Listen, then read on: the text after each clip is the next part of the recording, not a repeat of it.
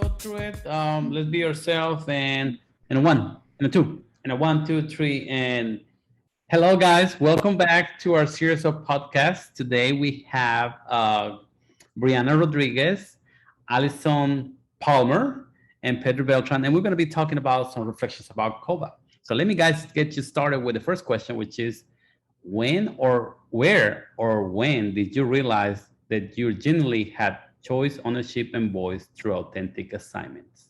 What do you think, guys? I would say that became very clear to me in the e-portfolio course, especially because we were asking all of these questions like, well, what site should I use? What do I need to put on it? What should I blog about? What should it look like? And the only answer we got was, it's yours. Yes. So it was really just, I was like, what? I felt very lost in the dark about that. But I think that's just like when it hit me, I was like, oh, he really means like it's ours. Like we can do whatever we want with it.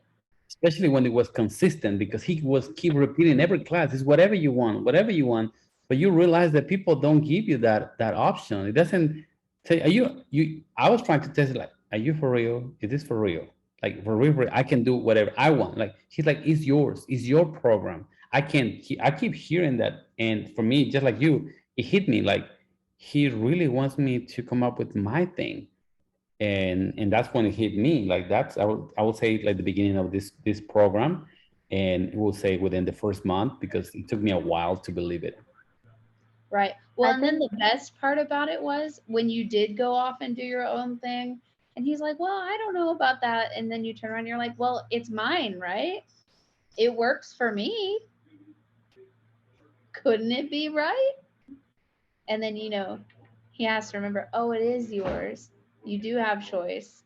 So you do get to do whatever you want with it. I think it was when Allison, what I know she said it, but I don't remember which class. I think it was the first day when you brought up about doing our contribution to learning like together instead of having to do one for this course and one for this course. Why would we do that? Which seemed, again, for us kind of just seemed like a duh.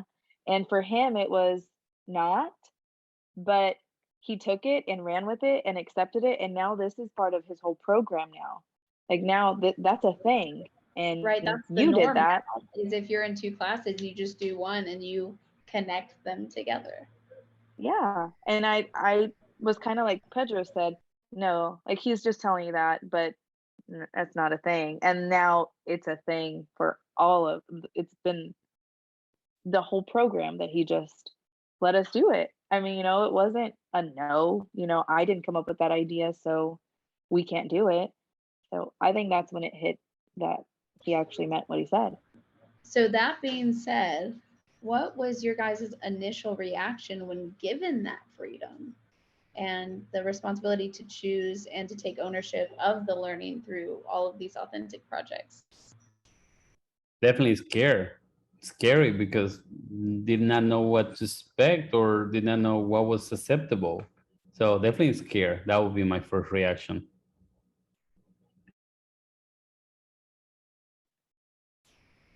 I would definitely agree. I think I was terrified because I was so used to being like the teacher's pet. Like anything the teacher wanted, I was going to do it. I don't care if I had to jump off the bridge to do it. Like, just tell me what you want to get the A. I'm going to do that. I'm going to get the A, and then we're both going to leave happy. And this program is nothing like that. I wouldn't say that I was scared, but more angry. And I'm pretty sure both of you were in the group, like our very, very first group session when there was a little bit more of us. I was angry. I did not like this. I didn't want it. And I truly contemplated, like, I don't think I'm going to be able to do this program, much less do it in a year. So it took a while to adjust. It was just something I wasn't used to. I'm no longer angry, but that was probably my first reaction. Or you say, guys, you were ready for this in this stage of your life? Would you guys would say they were ready for this change? If you would have asked me that in the very first class, I would have said, wait, no, absolutely not. But now being able to look back and kind of reflect on it, I definitely think I was like being forced into a situation where I had to like adapt quickly with COVID. That, I mean, that was my first year teaching. I had been teaching for like 2 months and then suddenly I was online, and that was like a whole thing and nobody knew how to do any of it. And I was like the person people were coming to with questions, even though I was the new guy. So it was almost like I was already in a position where I had to learn on my feet. And then starting this program, it was something completely unexpected and not what I anticipated. And again, having to just jump into it anyway and figure it out. Looking back, yeah, I was definitely ready for it. But at the time, oh no. Oh no, no. I think I was ready for it a long time ago. I just didn't have the person that guide me through this journey. I think that I'm not gonna say that I waste a lot of time, but I think that it would be better if I would have started a lot earlier than what I am now. Just because I would be exposed in so many situations where I would make a bigger change. But it is what it is, and I just looking forward to make those big changes now. Okay. Yep, I agree with everything else said. I didn't realize I was ready for it until you were in it. And now looking back, it was like, that's what I needed. Got it. So that's gonna take us to our next part of the question, which is like, okay, what did you do to adjust to this style of learning? And knowing what you know now, what do you do? What would you do differently? Embrace it. I look back and I'm like, why was I so mad? Like he was only trying to help me, and I wish I would have embraced it more. I really wish that I would have had our first course. I don't remember which one it was. Not the e-portfolio one, the other one, the innovation plan one with the growth mindset. That's probably something that I would change because it would have helped me as a person, not with the coursework, but as a person, embrace it rather than adjust to it.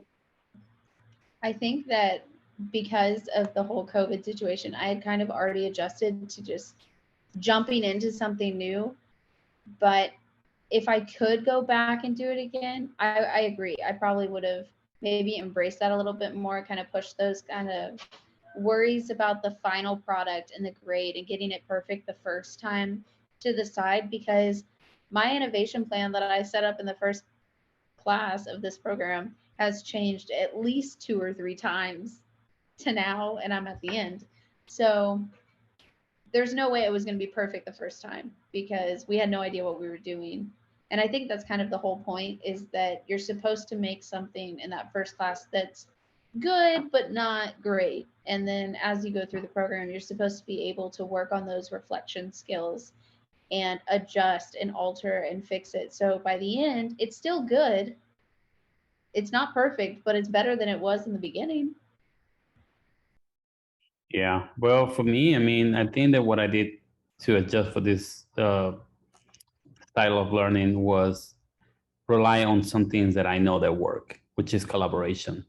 I can only say that I have been the most effective person when I'm working with other people, not as much when I'm working on my own. I'm not saying I don't do a good job, but I notice that my best work comes when I work with people. So I always tend to always surround myself with people that are smarter than me, because it's gonna push my thinking. And the other thing that I say probably that I will do differently is I will not stick to my idea as much as I have so far, just because it was I could have changed this the whole program and my whole idea at the beginning, but I just kind of stick to it. And now in some ways I kind of forcing it into it. So I'm evaluating whether I need to change the course now. And I know it's not going to be late, but perhaps I should do it earlier, just like you did when you switch your idea maybe 1 or 2 times, because that implies that you have to kind of change your the whole structure you set in place in the first courses. So probably that's what, just like, I loved it, but I don't know if I want to do it again all the way from scratch. So that will be it for me. Well, I don't think you have to completely go back and redo it from scratch. Like if you look at my innovation plan page on my ePortfolio, you'll definitely see where my first idea was. But you can also kind of see through the blog post and the newer pages on the ePortfolio how that original plan has kind of changed and adjusted to my environment and to where I want to go. So it's almost like a little timeline of like the life cycle of my idea, and you can kind of see where I'm headed, but who knows? I Now, with like that that said, idea right. for, sorry, I like that idea for our, right now, our capstone, like the Oh, the life life cycle, cycle? the Yeah. an analogy.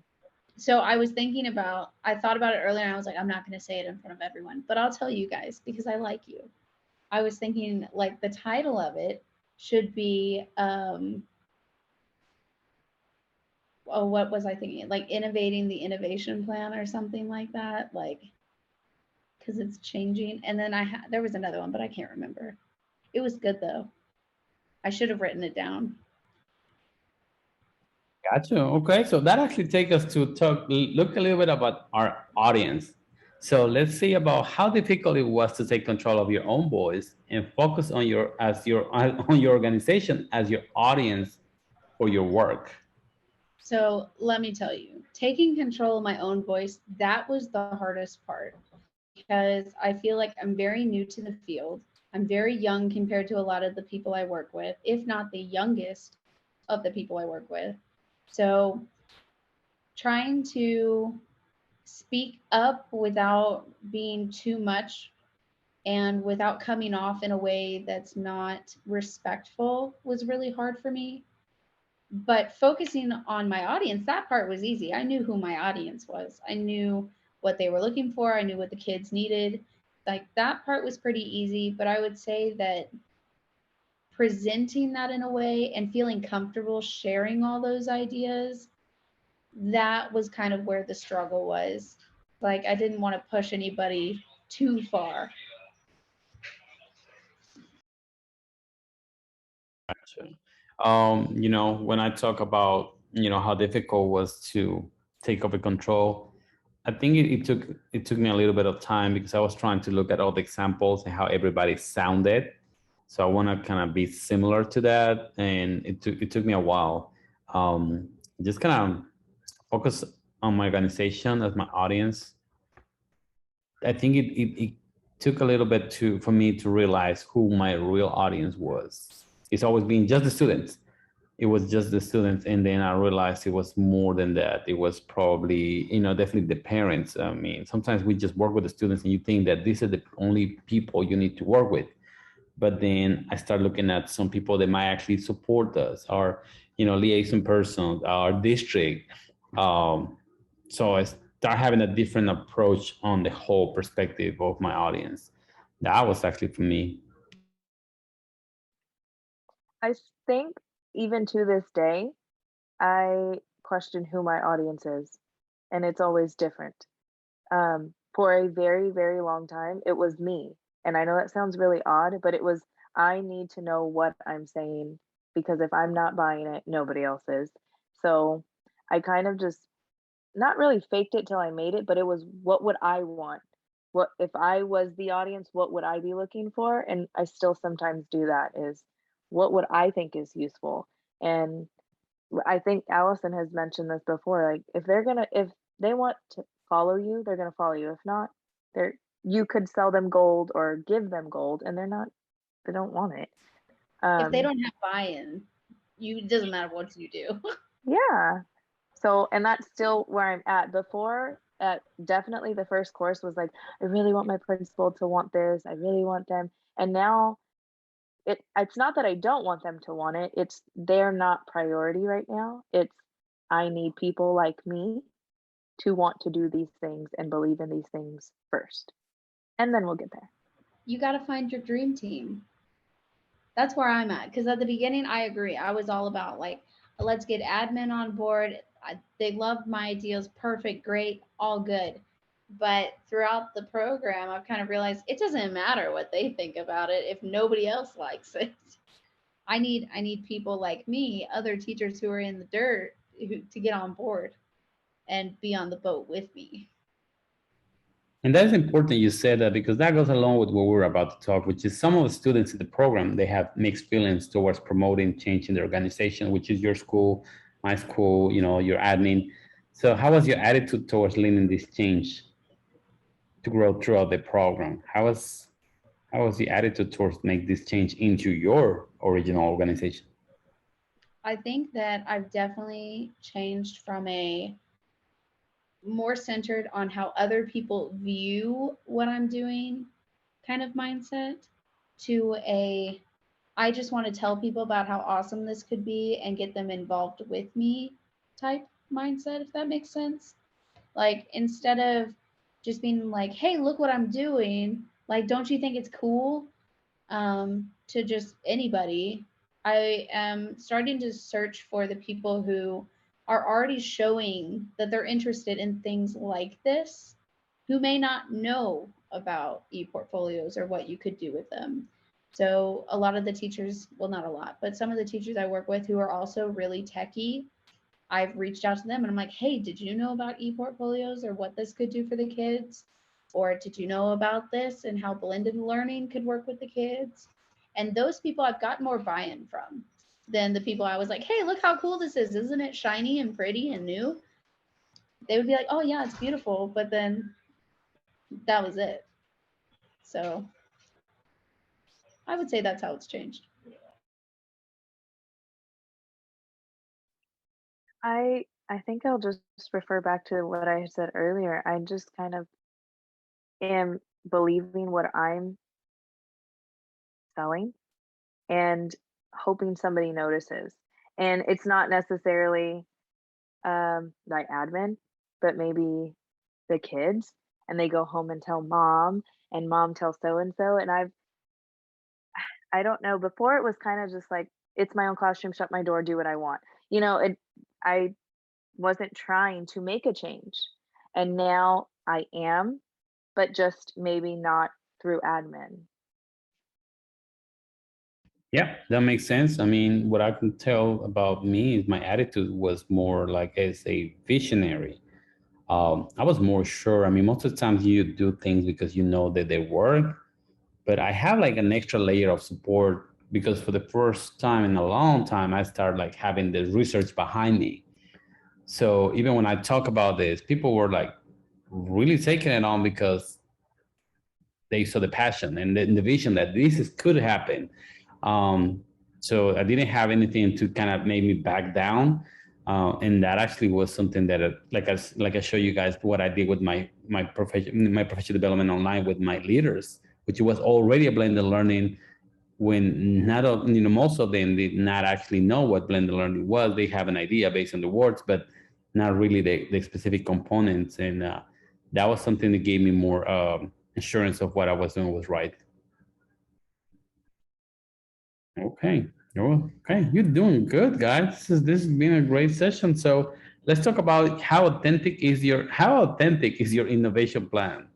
Did you just create it or get it through the coursework, or did you really hope to change your organization? Is this something because we're doing it because we have to, or is this something that's really going to change your organization? Where are you guys at on this question? I would say when I first started thinking about the innovation plan, I was like, oh God.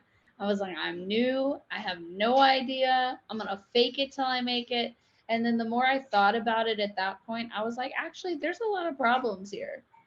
And so I was like, well, I could pick something kind of broad and then, maybe I'll figure it out later. So maybe not fake it till I make it, but pick something I can change. And now I would say it's full blown. It's 100%. Like, I'm trying to move up to the high school. I want to do this with the seniors. I think it would benefit them right off the bat. I want to do it with teachers. I think it would benefit them.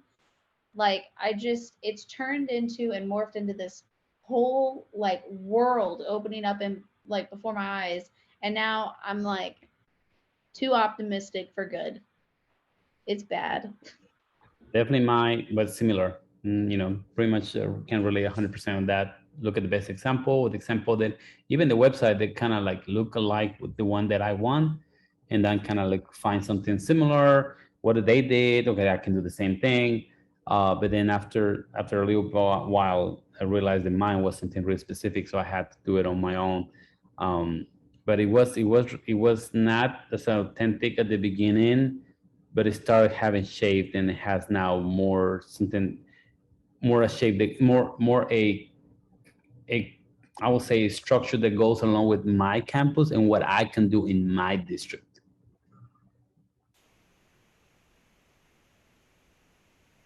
I agree. Everything that Pedro just said. At first, it was nobody has a kindergarten one. What am I going to do? I didn't want to build my own or make my own. But now that I know what it is, I know the research, I've seen other examples. Now I'm like, okay, but how is this going to work for me? How is this going to work with my kids and my classroom? And this is no longer just, somebody else's template that I'm making my own. No, this is mine. And I'm trying to make it work for my kids. This is gonna be interesting because now that we talk about all the process and how we got here and what parts were real, what parts were not, we start to talk about COVA. How does the COVA approach in creating significant learning environments align or not align with your learning philosophy?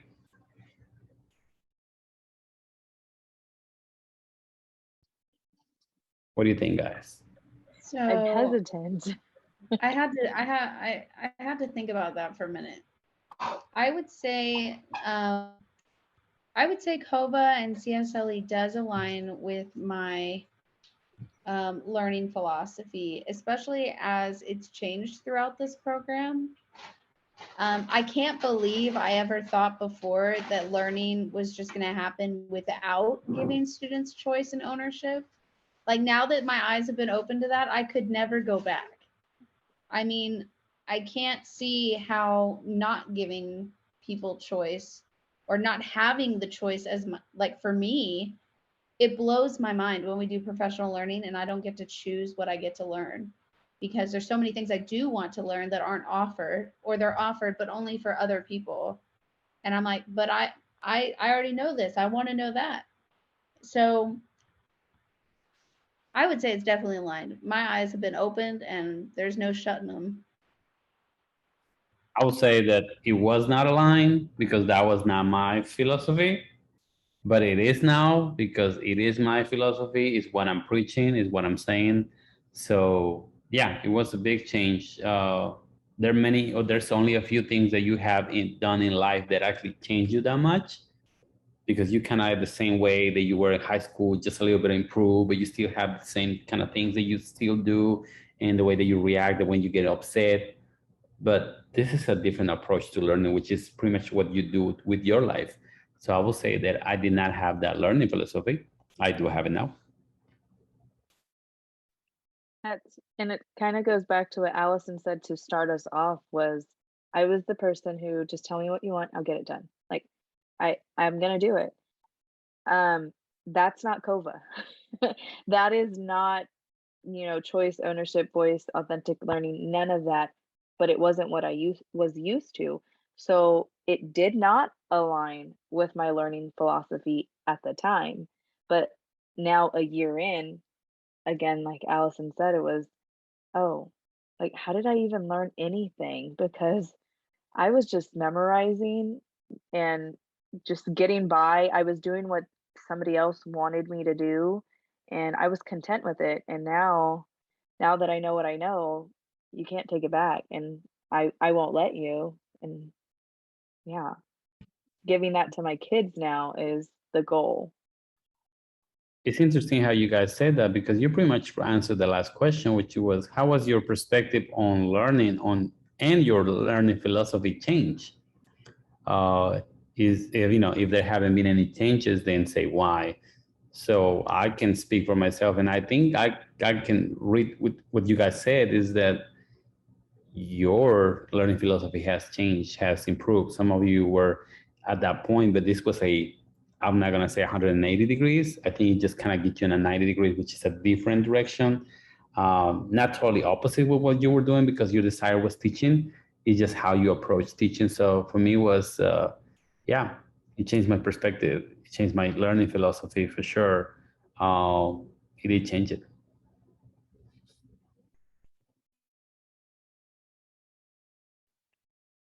I think it also goes to show that there was a part of me that thought last year, I was like, there's no way that I could get my kids to change their ways or teach them this new way in a year.